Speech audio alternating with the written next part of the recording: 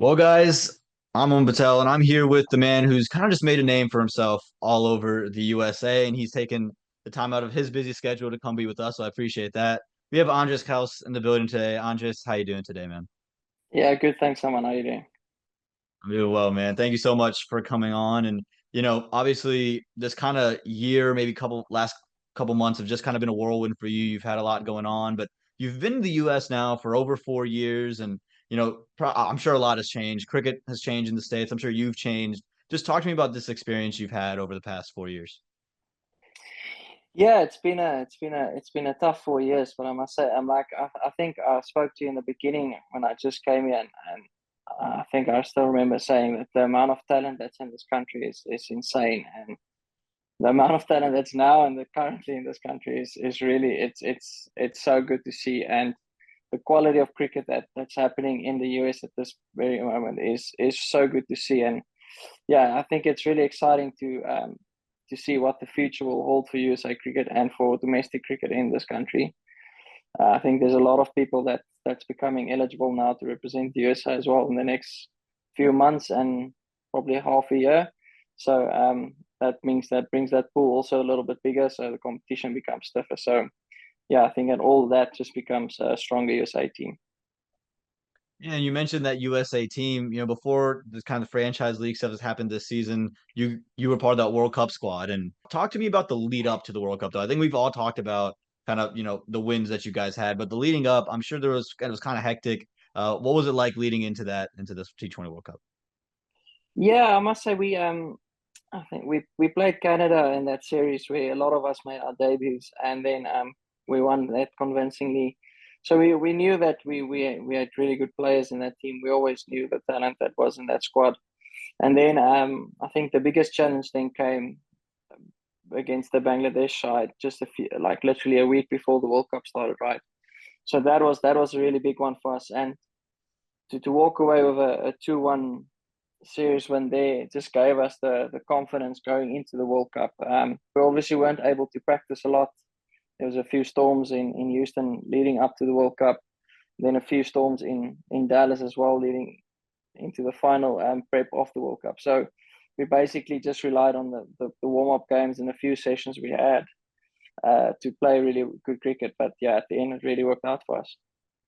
Yeah, it did. Obviously, those two wins, Canada, where you were alongside Aaron Jones, and then Pakistan in that super over. Did you guys feel a shift after those two wins, like with the media presence, with people talking about you? Was there kind of a shift for you guys after those two wins in the World Cup? Yeah, I think so. I think the Canadian was always a slippery one for us. We knew that we it's one that we should be able to win, and luckily we actually played really well that night. They batted extremely well, and then Aaron Jones batted out of his skin to take us over the line there. And then the Pakistan game, I think everybody said, and even ourselves, was like, you never know with Pakistan. I reckon we can get an upset here. And then again, we played so well, and they probably didn't play that well, and we won that game. And then the amount of confidence that we went into the India game and then into the Super 8 was insane, and the support that we had from beating Pakistan and going to was insane.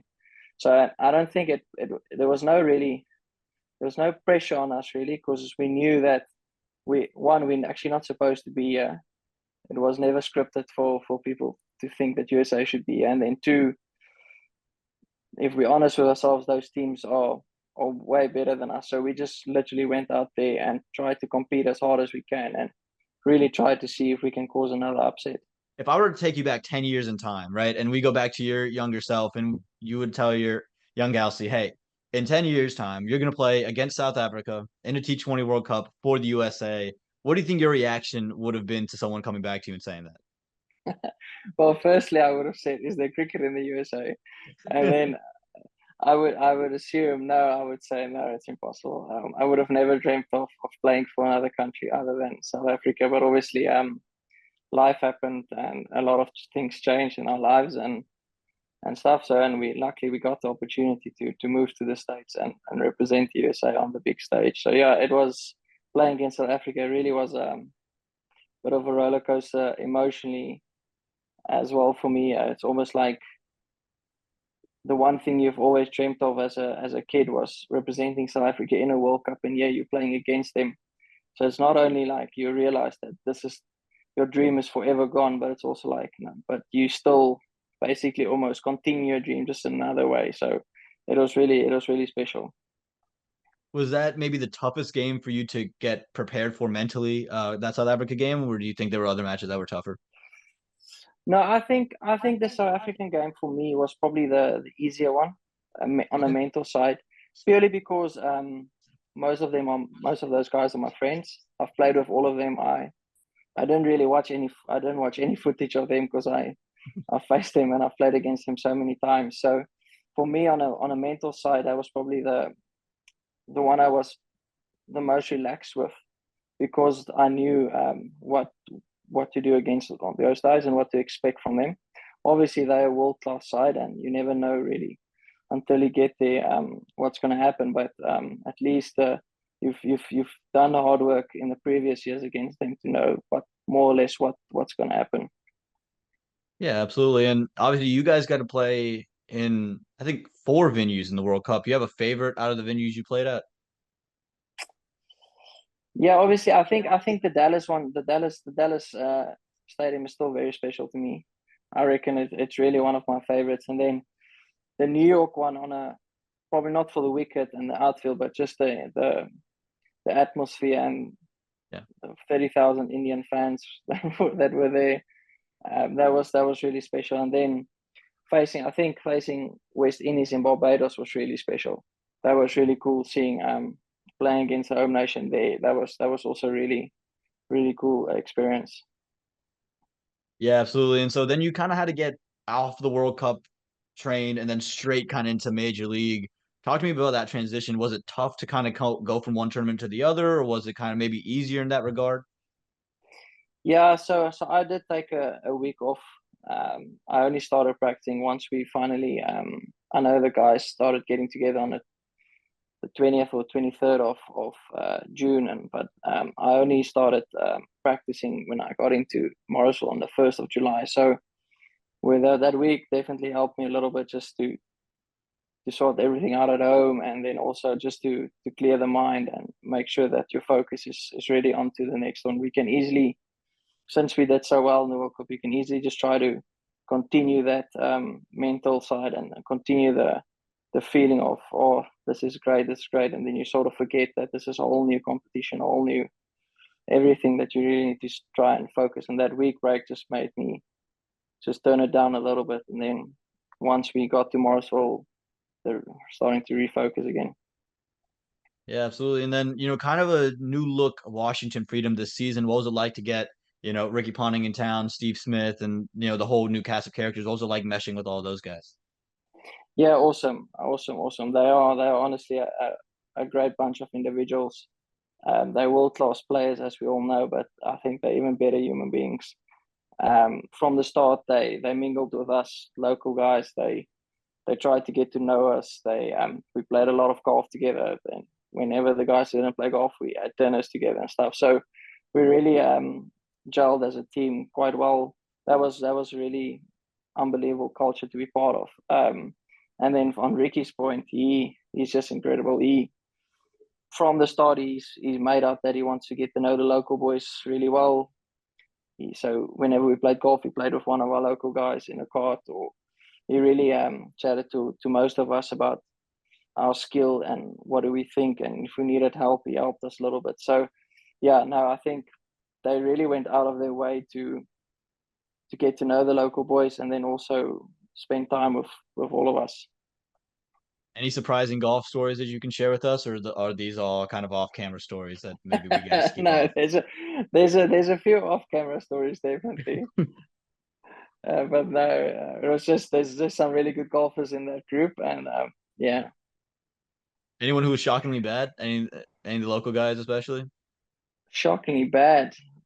Nah, no, there's no one really bad. I know there's a All few right. guys that's incredibly good. Maxwell is seriously good. Ricky Ponting is insane. He should just be on the tour, to be honest. You have Marco Jansen, that's really good golfer. Wilbur Spino, that's an incredibly good golfer. So it was really fun. There you go, beautiful. I feel the same way about Scott Sayers. Played one round with him, and I was like, all right, man, I can't play another round with you. You're too good of a golfer for me. But you guys had pretty tremendous season, winning the whole thing. Talking about the ride of that season, you guys kind of didn't really have to break a sweat going through it until the last game was the first one you lost of regular season. But you kind of just eh, really raced through it. How was that season? Talk to me about what it was like to just kind of ride that roller coaster. Yeah, I think from the when we looked at the squads and stuff, we were probably one of the favorites to win it, I would say. And then that we already had that price tag on us that we were the guys that all the teams are going to go at. And then to see the two opening batters, Steve and Travis, just take everyone down, and then it made my life also a little bit easier coming in at three. And then our bowling attack won us that tournament. They bowled as a group. They bowled insanely good. Lockie Ferguson, I know he got injured in that last few games, but he was tremendous for us in the middle. And then Ratchin coming in later, bowling in the middle was awesome. Maxi was so good. Just everyone. Marco Sorab was again showing his world class, getting the most wickets in the tournament. So just purely off that, I think our bowling attack was so good that it made life easier for the batters, that we can just go out and be really free, because we knew what we had, whether it's chasing or defending. Yeah, and you mentioned you came into bed at three, maybe four in some cases, something different for you than what you've kind of been accustomed to over the past couple of years. What's that like for you? How's that transition? Is it easy? Is it kind of difficult? Is it something that you've done before? Talking about moving down the order a little bit. Yeah, I think if you bat three and opening, there's not much big of a difference. We still got to try and go as hard as we can in the power play. I think the bit, and at four, it was sometimes we just decided that with the wind that was so strong, or the ball was swinging or spinning, we just started to go over left and right at me and Ratchin. So that's why I went four or three sometimes. So I think the biggest challenge was they were doing so well that I almost most of the time just batted after the power play, and that was something that I wasn't used to. But yeah, I think also I don't really get a lot of chances, I must say. In Morrisville, we had a one rain out, and the other Yeah. time we just needed 20 to win when I got in. So I don't really get a lot of early chance, but when I try to contribute as much as I can. But I reckon going at three or four, I mean, you got a job to do, and I've played enough cricket now to realize that it might be a little bit different here and there, but at the end of the day, your job is to score runs or try to contribute into having a match-winning impact, and that's all I try to do. How do you kind of stay in nick? Obviously you're accustomed to kind of opening the batting. You're not facing as many balls as maybe you're accustomed to. How do you try to stay in nick and stay in kind of the rhythm that you're in? Yeah, that's one thing that's completely different. Going from tournament to tournament to tournament, you don't really get to practice a lot. One, you need to stay mentally fresh as well. So that's one thing that I realized, that I think once you're in bad form, going to tournament can be really tough. And then also once you're in a really good space, it can be really good for your cricket. So it's sort of realizing where you are, and then if you feel like you're struggling, you just take a step back and see what you can do to. Um, More isn't always better. So I think it's the rhythm wise. You just need to try, and when you get out there, try and get that tempo, get that rhythm as quick as you can to get going. Coming off a major league, you made your way up to the GT20 in Canada. Now you've kind of played in two North American countries. What's it like playing cricket kind of in this hemisphere, in this area of the world? What's the differences between playing Canada, the USA, or maybe are they kind of similar? Yeah, I think there was some really good players in Canada. It was really unfortunate that the wicket didn't play well. It was not a great wicket, if we're all honest with ourselves. Sometimes dangerous, sometimes shocking. It was really tough mentally to go out there and bat, because you don't know if you're going to get hurt, or is one going to roll, or what's going to happen, right? So that in that sense, it was a tough tournament. I think a lot of batters, including myself, really struggled in the tournament. There wasn't a lot of high scores in the tournament as well. So from a broadcasting point of view and things like that, Major League is miles ahead. Unfortunately, yeah. So they'll GT20 in that sense will need to really catch up a little bit. I know they had budget issues or a limited budget for things like that. So, but that was definitely one thing you could have seen the difference. And then just I think once you have, but you can take away all that. But if the wickets aren't playing well, all that small things also start to irritate people. All that small thing also start to get into things right. So I reckon it can be a really good tournament once they get to fix a couple of things. How do you stay positive when, obviously if the wicket's not playing, as well as maybe it should be, and then those little things start eating you? How do you kind of stay positive and stay in the right headspace? That's tough. I played golf. Uh, I played a lot of golf. No, it was honestly tough. Sometimes you want to, geez, like, don't they just want to drop me? Or I think it's better to just go home, right? But no, I think it is just important to stay true to yourself and believe that there is one knock coming around the corner that where you can actually make an impact. I felt in a GT20 competition, it was always one batter just needed to step up. It's not multiple batters. If one guy stepped up, you won the game. So I always knew that I just needed one innings out of the 6 or 7 games we played to see if we can win, if I can help us win a game. And then luckily it came in that final.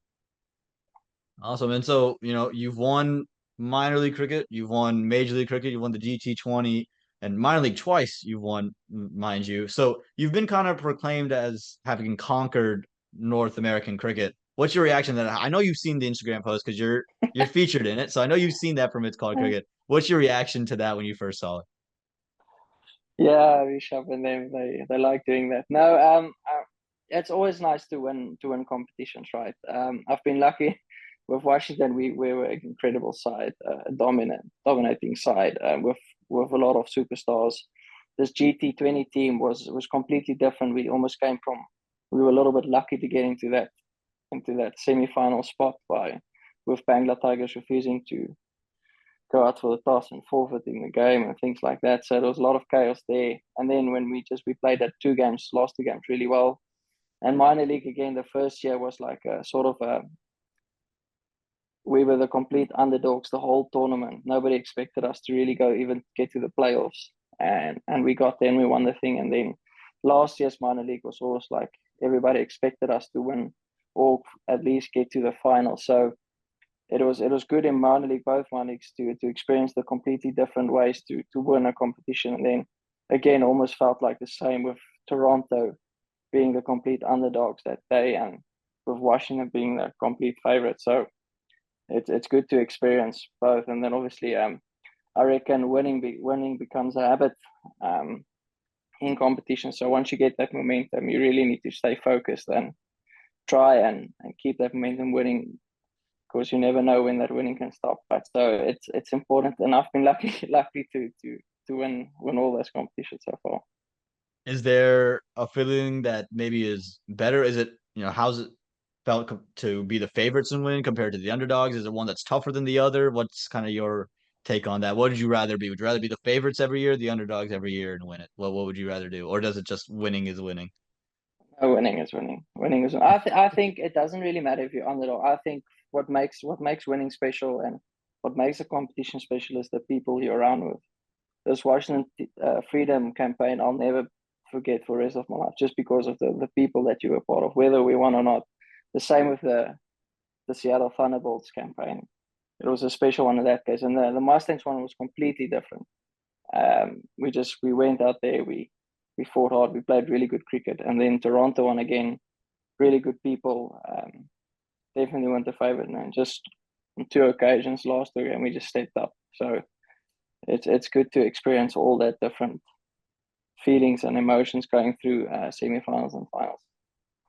Awesome. And so, we have kind of the rest of 2024 ahead of us. You've got the T20 series out there in the Netherlands that you'll be headed off to in a little bit time, CPL and different things coming up. What are your goals for the rest of 2024 and beyond? Yeah, I think I mentioned that to someone, like sort of after the World Cup, things happen so quickly you forgot to sort of look ahead and try like get yourself new goals. because obviously the main goal was to want to make that USA team for the World Cup and then perform really well in that World Cup. So that was the two main goals for me for the year. And then obviously once we got to Major League, was really to try and help the team win the tournament, because I really felt we were the best team. And then GT, I just wanted to go out. I was mentally tired. It was a weird experience. It was my first time going from a tournament to another tournament straight in one go. So I've never experienced that before. So mentally, I was a little bit fatigued in the beginning, and trying to get yourself back up into that headspace where you need to really continue performing. So I think going into this Netherlands series, obviously we want to try and win all four T20 games, and then CPL. I'm not sure how long I'm there for. I'm just replacement for a player with TKR. So hopefully, if I get a chance there, try and perform and win a few games for them, and then we'll see what happens for the rest of the year. Andres, thank you so much for taking the time out of today. Good luck with, whatever comes your way this year and the years to come. I'm sure I'll see you hopefully I'll see you at some point before 2025 hits. But I appreciate you taking your time out your week. No worries. Thanks for having me, Aaman.